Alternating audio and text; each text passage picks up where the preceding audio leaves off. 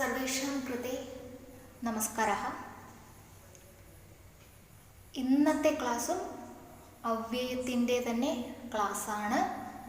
കാരണം കുറച്ചുകൂടി ഇമ്പോർട്ടൻ്റായ അവ്യയങ്ങൾ കൂടി പഠിക്കാനുള്ളത് കൊണ്ടാണ് ഇന്നുകൂടി എടുക്കുന്നത്.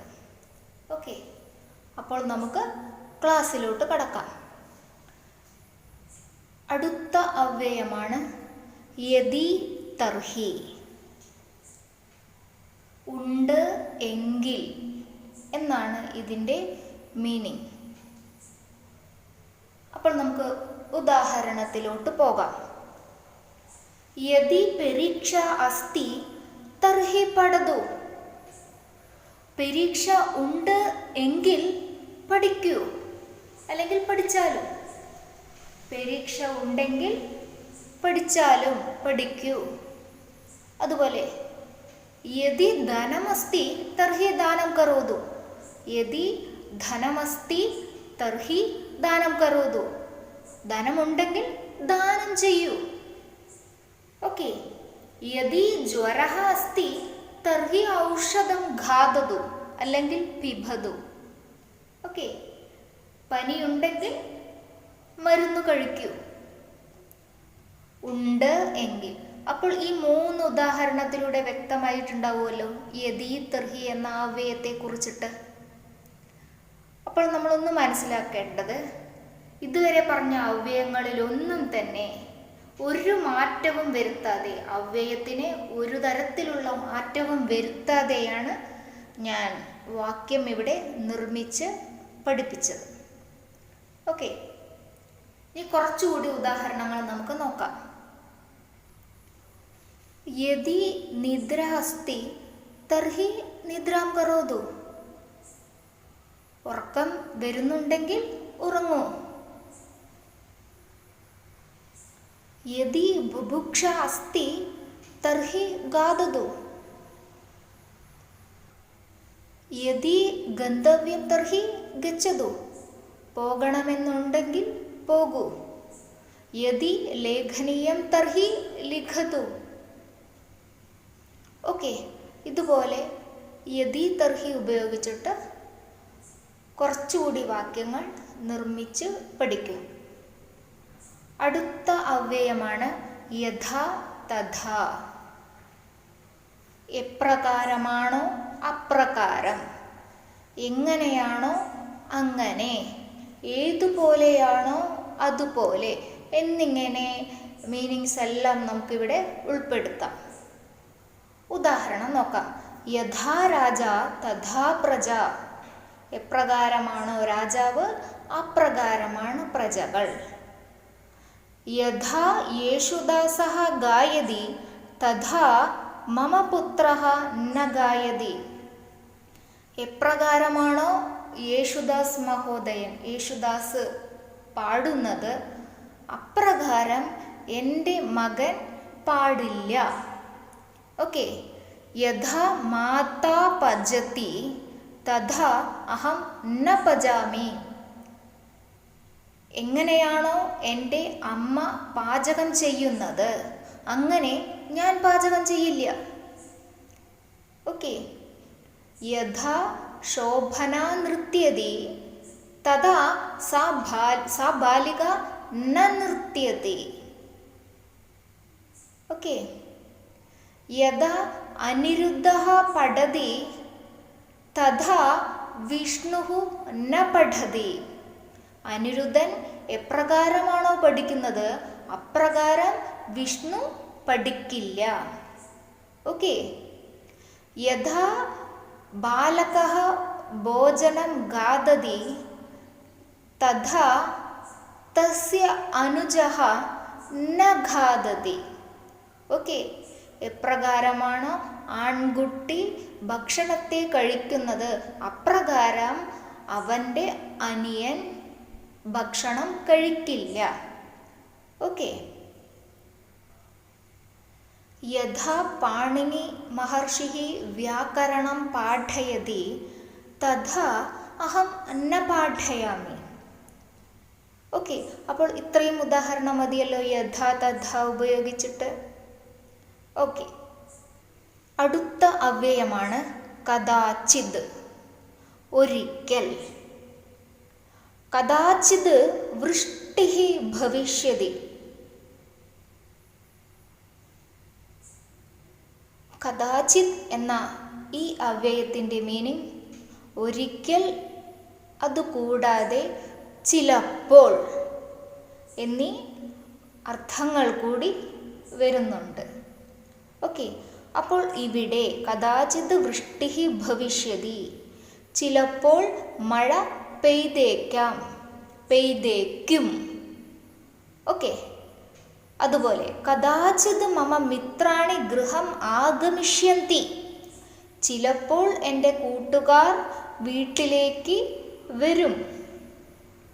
കദാചിത് ശ്വഃ ഫലിതാംശഃ ഭവിഷ്യതി, ചിലപ്പോൾ നാളെ എക്സാം റിസൾട്ട് വരും, ഉണ്ടാകും, പ്രസിദ്ധീകരിക്കും എന്നിങ്ങനെ ആണ് കദാചിത് എന്ന അവ്യയത്തിൻ്റെ വാക്യങ്ങൾ വരുന്നത്. കദാചിത് ധനം പ്രാപ്സ്യതി, ചിലപ്പോൾ ധനം ലഭിച്ചേക്കാം, പ്രാപിച്ചേക്കാം.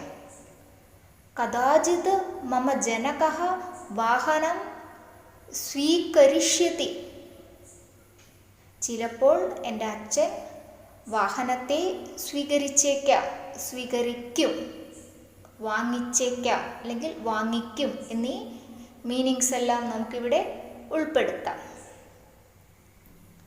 കദാചിത് അദ്യ രാത്രൗ ഭോജനെ അന്നം ഭവിഷ്യതി,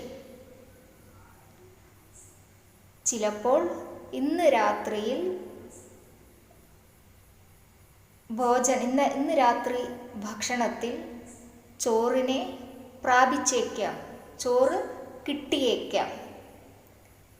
ഓക്കെ, കദാചിത് വിദ്യുത് ഗച്ഛേത്, ചിലപ്പോൾ വൈദ്യുതി പോയേക്കാം. അപ്പോൾ ഇത്രയും മതിയല്ലോ ഉദാഹരണങ്ങൾ. ഇനി ഇതുപോലെ വീട്ടിലെ സന്ദർഭങ്ങൾക്കനുസരിച്ചിട്ട് കദാചിത് ഉപയോഗിച്ചിട്ട് വാക്യങ്ങൾ നിർമ്മിച്ച് പഠിക്കുക. അടുത്ത അവ്യയമാണ് സർവദാ, എല്ലായ്പ്പോഴും, എപ്പോഴും എന്നീ മീനിങ്. ശിശുഃ സർവദാ രോദിതി,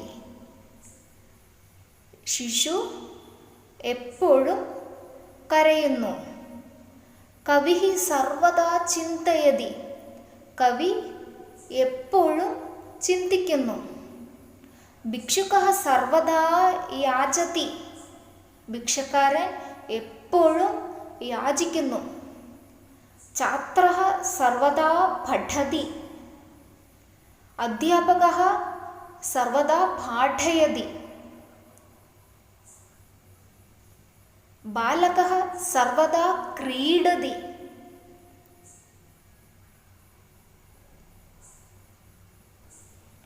മാർഗേ സർവദാ സമ്മർദ്ദഃ അസ്തി.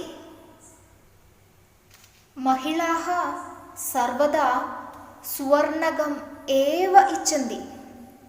സ്ത്രീകൾ എപ്പോഴും ആഭരണത്തെയാണ് ആഗ്രഹിക്കുന്നത്. ഓക്കെ, അപ്പോൾ ഇതിൽ ഏവ എന്ന അവ്യയത്തെ കൂടി ഞാൻ കൊണ്ടുവന്നിട്ടുണ്ട്. ഓക്കെ, അപ്പോൾ ഇതുപോലെ സർവദാ ഉപയോഗിച്ചിട്ട് കുറച്ചുകൂടി വാക്യങ്ങൾ നിർമ്മിച്ച് പഠിക്കുക.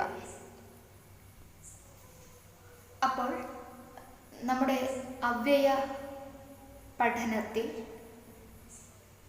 കുറച്ച് അവ്യയങ്ങൾ കൂടി ബാലൻസ് ഉണ്ട്. ഇതുവരെ പഠിപ്പിച്ചതെല്ലാം വളരെ ഇമ്പോർട്ടൻ്റ് ആയ അവ്യയങ്ങൾ തന്നെയാണ്. ഇതുകൂടാതെ കുറച്ച് ശിഷ്ടം കൂടിയുണ്ട്, അത് അടുത്ത ക്ലാസ്സിൽ പഠിപ്പിക്കുന്നതായിരിക്കും.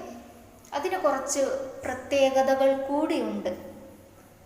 ഓക്കെ, അത് ആ ക്ലാസ്സിൽ വരുന്ന സമയത്ത് നമുക്ക് വ്യക്തമാകും. അപ്പോൾ നമ്മുടെ ഇതുവരെയുള്ള ക്ലാസ്സുകളിൽ നിന്ന് കുറച്ച് കൂടി വ്യത്യസ്തമായിട്ടാണ് ഇനി വരാൻ പോകുന്ന ക്ലാസ്സുകളിൽ നമുക്ക് ചെയ്യേണ്ടതായിട്ടുള്ളത്. എന്താ എന്ന് വെച്ചാൽ, നമ്മൾ ഈ വ്യാകരണ പഠനത്തോടൊപ്പം കുറച്ച് സംഭാഷണം കൂടി പഠിക്കുകയാണെന്നുണ്ടെങ്കിൽ ഈ ഭാഷ നമ്മുടെ കയ്യിൽ എന്നും നിലനിൽക്കുന്നതായിരിക്കും. അതിന് ഞാനിവിടെ ചെയ്യാൻ പോകുന്നത്, എന്നെല്ലാം എൻ്റെ ക്ലാസ്സുകൾ ഉണ്ടായിരിക്കുമോ അന്നത്തെ ക്ലാസ്സിൻ്റെ അവസാനത്തിൽ 1-2 മിനിറ്റിൻ്റെ സംഭാഷണത്തിൻ്റെ ക്ലാസ് കൂടി ഉണ്ടായിരിക്കുന്നതാണ്. എങ്ങനെയെന്ന് വെച്ചാൽ, ഒരു വ്യത്യസ്തമായ ഓരോ പദങ്ങളായിരിക്കും ഓരോ ക്ലാസ്സിലും ഞാൻ ചൂസ് ചെയ്യുക. അതിനനുസരിച്ചിട്ട് നമ്മൾ വാക്യങ്ങൾ നിർമ്മിക്കുകയും അതിനോടൊപ്പം തന്നെ വാക്യ നിയമങ്ങളും പറഞ്ഞുകൊണ്ടായിരിക്കും സംഭാഷണം മുന്നോട്ട് പോകുന്നുണ്ടാവുക. അപ്പോൾ ഞാൻ ഇവിടെ കുറച്ച് ഉദാഹരണങ്ങൾ പറയും. ആ പദം ഉപയോഗിച്ചിട്ട് അതുപോലെ തന്നെ താങ്കൾ കാണുന്നവരെല്ലാവരും തന്നെ ഈ പദം ഉപയോഗിച്ചിട്ട് പ്രാക്ടീസ് ചെയ്യുക. ഇങ്ങനെ ഒരുപാട് പ്രാക്ടീസ് ചെയ്യുമ്പോൾ നമുക്ക് തന്നെ സ്വയം ഒരു കോൺഫിഡൻസ് ഉണ്ടാകും. ഓക്കെ, അപ്പോൾ ഇന്നത്തെ സംഭാഷണ ക്ലാസ്സിലെ ആദ്യത്തെ പദമാണ് കിം എന്ന പദം. ഇതൊരു ചോദ്യമാണ്. കിം, എന്ത് എന്നൊരു മീനിങ്. ഓക്കെ, അപ്പോൾ ഈ കിം എന്ന പദം വെച്ചിട്ട് എന്തെല്ലാം നമുക്ക് നിർമ്മിക്കുവാൻ സാധിക്കും നോക്കാം. ഭവതഃ നാമ കിം, താങ്കളുടെ പേരെന്താണ്? ഭവത്യാഹ നാമ കിം, താങ്കളുടെ പേരെന്താണ്? ലേഖന്യാഹ നാമ കിം, പേനയുടെ പേരെന്താണ്? വിദ്യാലയസ്യ നാമ കിം, കലാലയസ്യ നാമ കിം, ആതുരാലയസ്യ നാമ കിം, ഗൃഹസ്യ നാമ കിം, വൃക്ഷസ്യ നാമ കിം. ലേഖന്യാഹ നാമ കിം, പുസ്തകസ്യ നാമ കിം, നഗരസ്യ നാമ കിം, ജനപദസ്യ നാമ കിം, രാഷ്ട്രസ്യ നാമ കിം, സ്യൂതസ്യ നാമ കിം, ജംഗമവാണ്യാഹ നാമ കിം, പത്രസ്യ നാമ കിം, വസ്ത്രസ്യ നാമ കിം, പേടികായാഹ നാമ കിം. അല്ലേ? അപ്പോൾ ഈ പറഞ്ഞ ഉദാഹരണങ്ങളിൽ എല്ലാം തന്നെ ഞാൻ ഉപയോഗിച്ചിരിക്കുന്ന പദങ്ങൾ ഏതു പദമാണ്? ഭവത്യാഹ, ഭവതഃ, സ്യൂതസ്യ, ലേഖന്യാഹ, കാര്യാലയസ്യ, ആതുരാലയസ്യ, പേടികായാഹ എന്നീ തുടങ്ങിയ പദങ്ങൾ എല്ലാം തന്നെ ഷഷ്ഠി വിഭക്തി വാക്യങ്ങളാണ്. ആ ഷഷ്ഠി വിഭക്തി വാക്യങ്ങൾ ഉപയോഗിച്ചിട്ടാണ് ഇത്രയും വാക്യങ്ങൾ, കിം ഉപയോഗിച്ചിട്ടുള്ള വാക്യങ്ങൾ ഞാൻ ഇവിടെ അവതരിപ്പിച്ചിരിക്കുന്നത്. ഓക്കെ, അപ്പോൾ ഇങ്ങനെ ഷഷ്ഠി വിഭക്തി വാക്കുകൾ ഉപയോഗിച്ചിട്ട് നമുക്ക് കിം എന്ന പദത്തിൻ്റെ ഒരുപാട് ചോദ്യങ്ങൾ നമുക്ക് നിർമ്മിക്കുവാൻ സാധിക്കും. ഇപ്പോൾ ഞാൻ കുറച്ച് ഉദാഹരണങ്ങൾ പറഞ്ഞില്ലേ, അതുപോലെ താങ്കളുടെ കയ്യിൽ എന്തെല്ലാം പദങ്ങളുണ്ടോ, എന്തെല്ലാം നാമപദങ്ങളുണ്ടോ അതുപയോഗിച്ചിട്ട് അതിനോടുകൂടി നാമ കിം എന്ന് ചോദിച്ചാൽ അതിൻ്റെ പേരെന്താണ് എന്നൊരു അർത്ഥത്തിലോട്ട് ഈ ഒരു വാക്യം പോകുന്നതായിരിക്കും. ഓക്കെ, അതുകൂടാതെ കുറച്ച് ഉദാഹരണങ്ങൾ കൂടി. ഗൃഹേ കിം അസ്തി, വീട്ടിൽ എന്താണ് ഉള്ളത്, അല്ലെങ്കിൽ വീട്ടിൽ എന്താകുന്നു വീട്ടിൽ.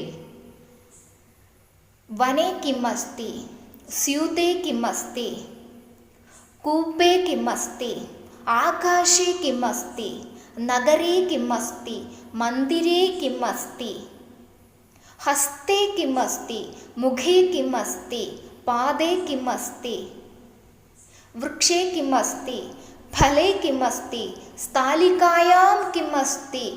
സ്ഥാലിക എന്നുള്ളത് സ്ത്രീലിംഗ ശബ്ദമായതുകൊണ്ട് അതിൻ്റെ സപ്തമി വിഭക്തി ഏകവചനത്തിലാണ് ഇവിടെ ഞാൻ ഉപയോഗിച്ചിരിക്കുന്നത്. സ്യൂതേ, സ്ഥാലികായാം എന്നീ പറഞ്ഞതെല്ലാം പുല്ലിംഗ, സ്ത്രീലിംഗ, സപ്തമി വിഭക്തി രൂപങ്ങളാണ്. ഓക്കെ. സ്ഥാലികായാം കിം അസ്തി, ദർവ്യാം കിം അസ്തി, നദ്യാം കിം അസ്തി, കങ്കണേ കിം അസ്തി, വർണ്ണലേഖന്യാം കിം അസ്തി, ദന്ധേ കിം അസ്തി, കൂപ്യാം കിം അസ്തി, വാതായനേ കിം അസ്തി, വ്യജനേ കിം അസ്തി. അപ്പോൾ ഈ പദങ്ങളെല്ലാം സപ്തമി വിഭക്തി. ഓക്കെ. അപ്പോൾ നമ്മൾ ശ്രദ്ധിക്കേണ്ട കാര്യം, ഇവിടെ കുറച്ച് വിഭാഗങ്ങൾ ഷഷ്ടി വിഭക്തിയിലും കുറച്ച് വാക്യങ്ങൾ സപ്തമി വിഭക്തിയിലും ഞാൻ ഉപയോഗിച്ചിട്ടുണ്ട്. പക്ഷേ രണ്ടിലും വരുന്നത് ചോദ്യങ്ങളാണ്. ചോദ്യങ്ങൾ ചോദിക്കുകയാണ്. അദ്ദേഹത്തിൻ്റെ പേരെന്താണ്, അതിൻ്റെ പേരെന്താണ്, അതിലെന്താണ്, ഇതിലെന്താണ് എന്നിങ്ങനെ അർത്ഥം വരുന്ന ചോദ്യങ്ങളാണ് ഇവിടെ ഞാൻ ഉപയോഗിച്ചിരിക്കുന്നത്, അല്ലേ? അപ്പോൾ ഇവിടെ നമ്മൾ പഠിച്ചത് കിം എന്ന ചോദ്യം ആണ് നമ്മളിവിടെ ഉപയോഗിച്ച് പോന്നിരിക്കുന്നത്. അപ്പോൾ ഈ വീഡിയോ കാണുന്ന എല്ലാവരും ഈ കിം ശബ്ദം ഉപയോഗിച്ചിട്ട് ഒരുപാട് വാക്യങ്ങൾ നിർമ്മിച്ച് തീർച്ചയായും പ്രാക്ടീസ് ചെയ്യുക. ഓക്കെ. നിർബന്ധമായും ഇത് പ്രാക്ടീസ് ചെയ്യുകയാണ് എന്നുണ്ടെങ്കിൽ തീർച്ചയായും ഈ ഭാഷ നമ്മുടെ കയ്യിൽ സ്ഥിരമായും സേഫ്റ്റിയായും തന്നെ ഉണ്ടായിരിക്കും. ഓക്കെ. അപ്പോൾ ഇന്നത്തെ ക്ലാസ് ഇവിടെ അവസാനിപ്പിക്കുന്നു. എല്ലാവർക്കും നമസ്കാരം. ധന്യവാദ.